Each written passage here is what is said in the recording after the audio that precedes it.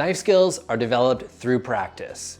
If you're new to working with film, you're gonna wanna practice before working on a customer's vehicle to ensure you don't damage the windshield. In this video, Laurence is gonna explain the methods he uses to get clean, consistent cuts on all of his ExoShield installations. These are tips you can use regardless of the vehicle you're installing on. Before we send you off to Laurence, there's a few things I need to clarify first. Be careful.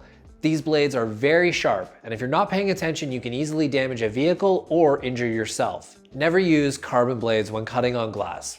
We recommend a stainless steel Alpha blade. Always break your blade off after a cut. A sharp blade won't damage a windshield, but a dull blade that requires more pressure will etch the glass. And practice. Lay film on a windshield, trim out the outline, shift the film, trim it again. Repeat this process until you get comfortable with the amount of pressure and positioning required to get clean and consistent cuts. I'll let Laurence show you through this step, and we'll meet back for a quick recap. So now that I've got the film laying across, it's covering both A-pillars, and the whole windshield's covered. I've made sure it was straight across and parallel as possible. Now I'm gonna go and make my first cut, which is on the bottom. I always want my bottom cut first, and I want it to be a good cut. Not that it's gonna be my final cut, but it's nice to work with when you got a nice straight cut, and it's also just good practice. I use scissors a lot of times during the cutting process.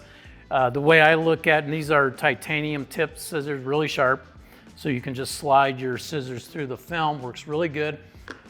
The amount of times that I can take away from me actually putting a blade on the glass, the better in my view. So I will use scissors a lot to get some initial cuts. Generally it's not gonna be my final cuts. I'll use a blade for that purpose, which is always a stainless steel if you're gonna cut right on the glass. You never wanna use a carbon blade. Way too sharp, you will engrave the glass. Okay, so I'm gonna start here right on this bend. I always like to start on the outside of the bend and make that a nice flowing cut instead of starting right in the middle of the bend or after it. So I'll start right about here. Again, my blade is parallel or fairly parallel to the surface of the glass. I don't put my finger on top because I might put too much pressure and I don't want to engrave the glass. And again, I'm pulling with my elbow. I'm always looking ahead of my cut. So I'm always looking to where I'm going to cut to. And as you're cutting along and you come to a finger, this is a real big finger, I'm going to start to cut right into that finger, about halfway. I'm going to stop, lift my blade, and push that finger past.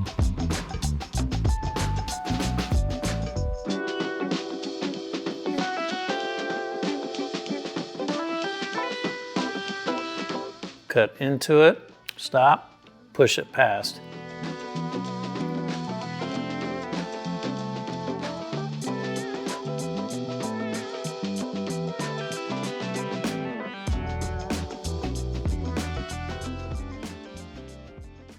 The most important takeaway from this step is to practice.